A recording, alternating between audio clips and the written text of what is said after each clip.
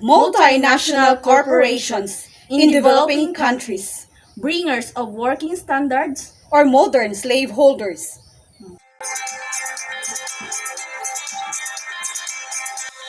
The socio-economic role of multinational corporations in developing countries is heavily disputed. on the one side, they are regarded as agents of change that are able to generate economic and social benefits for the local population, especially through the provision of employment. On the other side, however, the employment provided is often considered to be the modern form of slavery due to poor working conditions and below living wages.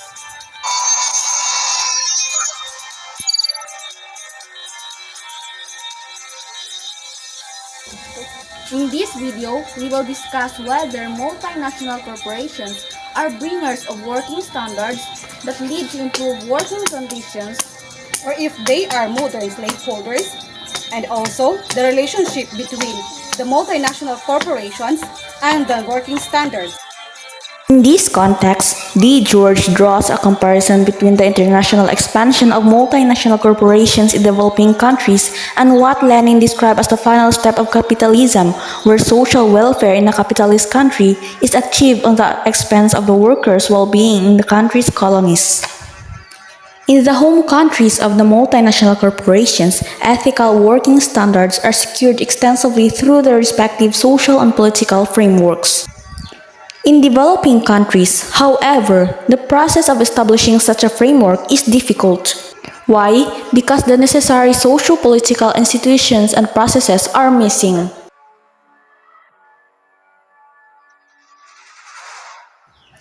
Thus, the question arises if institutional systems can and should be the only determinants of working standards, or if multinational corporations have an obligation and a motivation to promote and enhance working standards in business environments where sufficient regulation and enforcement do not exist.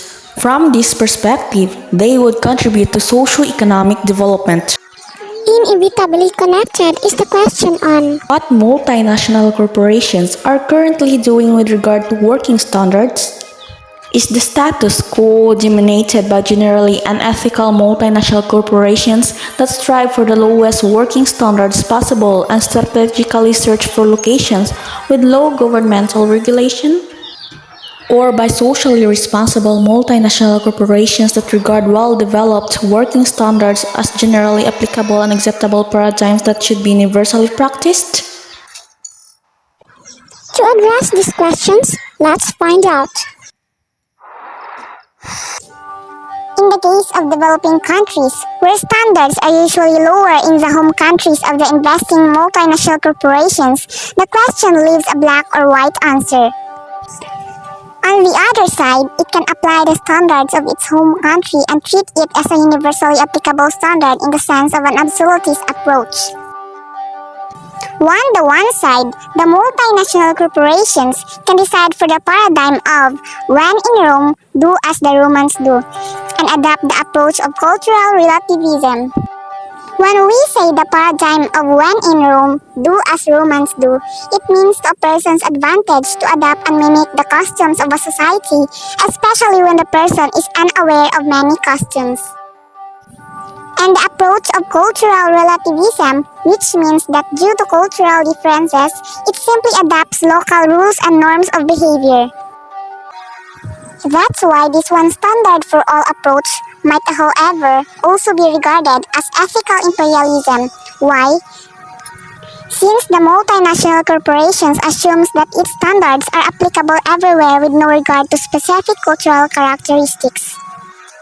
On the other hand, the position would support the mere compliance with local working regulations and practices, even if these do not meet Western standards on basic human and labor rights.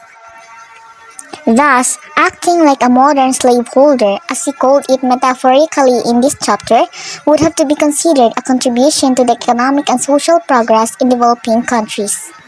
However, based on economic theory and theory is always based on a set of assumptions that need to hold for a certain expected outcome. Whereas for developed countries, the theory might be mostly applicable. For developing countries, it is not. Why? Because the preconditions to assume the existence of a perfect market do not hold at all, wherein workers are confronted with information asymmetries that limit their choices often to either badly paid work or no work at all. Furthermore, force and coercion violate the assumption of entering into contracts voluntarily. That's why market failure in turn can be seen to justify the promotion of working standards that are based on generally accepted human rights. Inevitably, adopting working standards based on certain human rights principles is moral in nature, although economic reasons for doing so can be found for businesses as well as for the societies concerned. However, there is at least a minimum standard with regard to working conditions which should be applied regardless of time and place is absolutist in nature and thus represent a so-called hypernorm. So one hypernorm involved, for instance, a healthy and safe working environment, a maximum number of working hours, specific treatment of child labor, and a minimum age for work. Furthermore, the freedom to choose without any external force, the basic right to organize amongst the workforce, and the idea that the salary should at least equal a living wage are also considered as hypernorms according to Arnold and Hartman. So we have here a simple example, the non-discrimination of people according to gender and ethnicity articulated by many standards. For a clear understanding about this chapter, let's watch the working conditions and modern slavery conditions in developing countries. 4 Chinese toy factories were under investigation.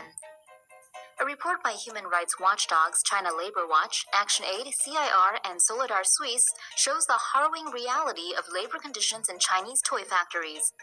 The campaign group sent undercover investigators to 4 major toy factories in Guangdong, China.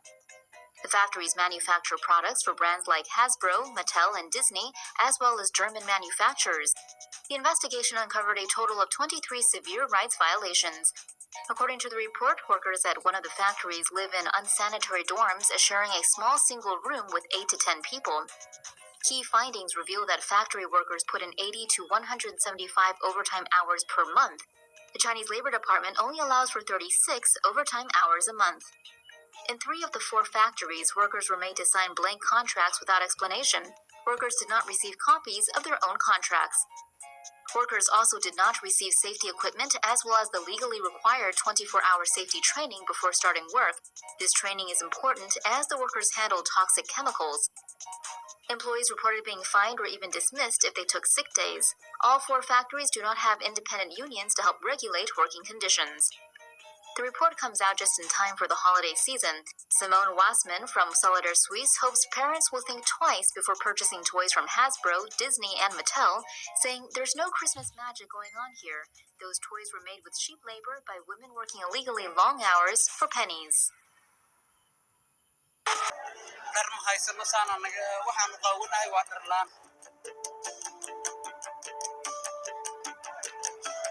In 2017, footage from Libya showed migrants being sold as slaves. These men are sold for 1,200 Libyan pounds, $400 a piece. The exploitation prompted outrage and was described as modern slavery, a term now used for the 40 million people worldwide that are being exploited. From trapped construction workers in Dubai to women exploited for sex by traffickers. It was also taken into a few other countries for the sole purpose of being trafficked and being sold. The fight to end modern slavery has become a celebrated cause, championed by celebrities, beaten, starved, tortured, raped, and governments. This house and this country that is leading the campaign against modern slavery. But this fight isn't completely what it seems. While EU governments promise to tackle slavery in Libya, il est indispensable de prévenir ces situations. Les dénoncer, les condamner sur le plan du droit international est indispensable. Behind closed doors, They spent millions strengthening borders and returning people to overcrowded Libyan prisons.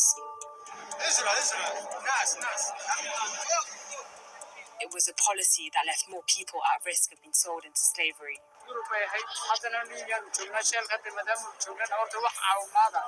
Governments have pledged millions to tackle modern slavery. We're going to deal with human trafficking and end the scourge of modern-day slavery. But how genuine are these attempts?